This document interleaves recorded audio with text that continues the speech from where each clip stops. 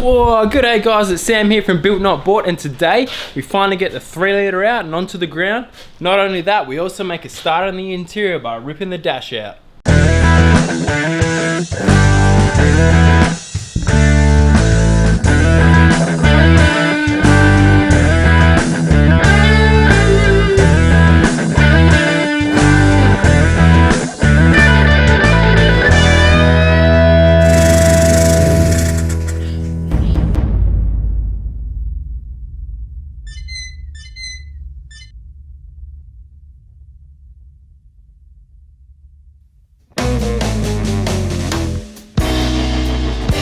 The dash is coming out anyway. I think we'll just rip out all the interior now to make things easier for the engine conversion.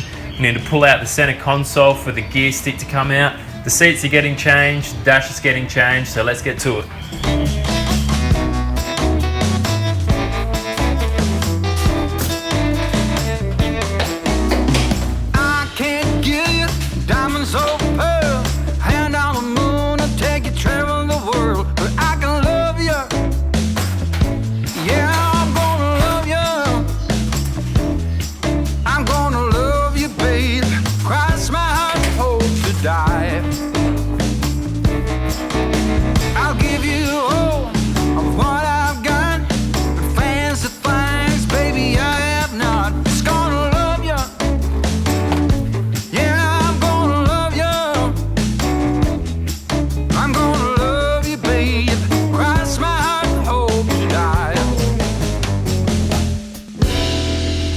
Last night I spent probably 3 hours just going through and pulling out the dash and stuff. So today I want to get the airbag out.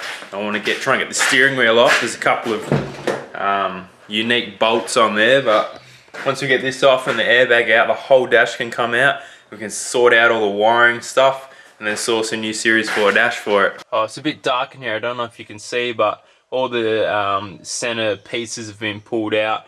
I've actually got the dash cluster out as well, so we can see, we can start getting to the wires here. There's so much extra stuff on this thing.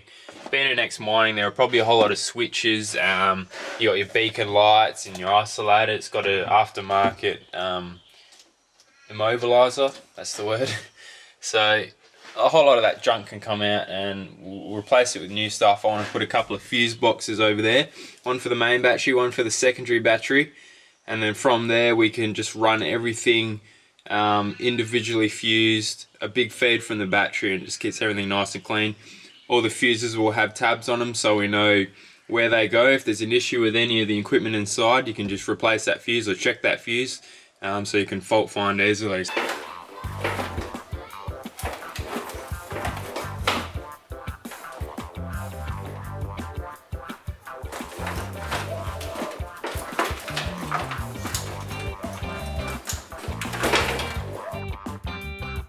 That took a while. These stalks have to come off. The indicator and the wipers.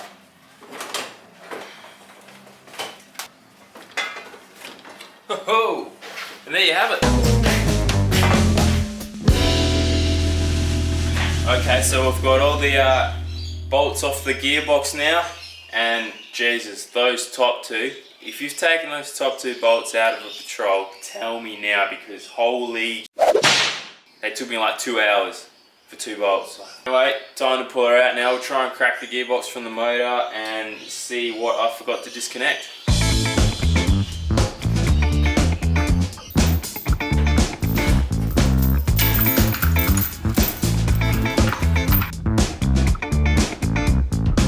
Okay, so just about to pull the motor out, and I've just discovered that the hoist is not going to go high enough, nor is the roof high enough to get the motor out. So, a bit of ingenuity, I think we'll put the tyres down and that might work, alright?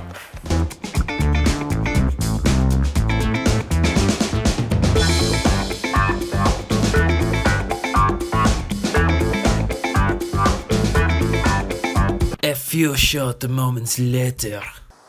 Time for an update. Okay, so I've been working about 2 weekends straight on this thing, and I've just discovered that the back top bolt on the gearbox on the driver's side is still halfway wound in, and I've been trying to pull this bloody engine out and it's still connected to the gearbox. Like, talk about my lifestyle, isn't it?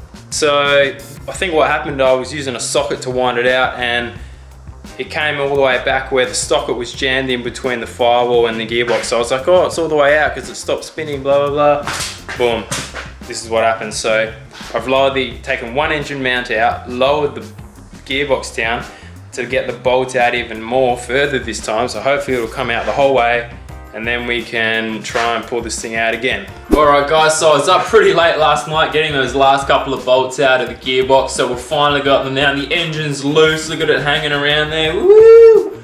So big moment today, we're going to pull this bad boy out and clean up the engine bay, give it a water blast, give the motor a water blast, put it up for sale, you know, a bit of cash in the pocket, so here we go.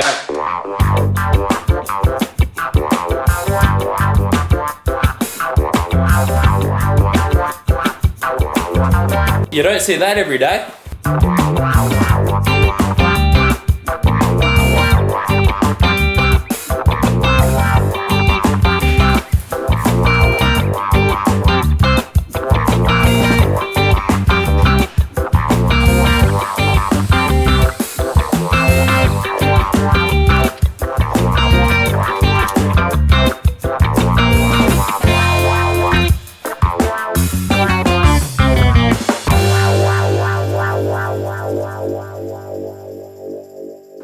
Okay, so the engine's out finally. Pretty happy that nothing was attached as I was pulling it out. Usually you start lifting these things and there's like one wire left or a hose somewhere, but she came out easy. So here's the engine bay. You're gonna see a lot more of me sitting in that thing going forward. Oh, that's better. So now we can get all of this sorted out. I'm gonna clean up all the red dot. Wait, the cap of the brake is gone. Oh, there it is. But I found it. Yeah, so we're keeping this gearbox, so we'll get the bell housing off. Oh, there's that socket I lost. All this has got to go, all the wiring. We're going to make a battery box for this side. Yeah, get this harness out. Start stripping that back to suit the LS. And yeah, give her a good cleaner. Just so you know, there are those 2 bolts that took me about 2 weekends to get out. So up late last night pulling this one out.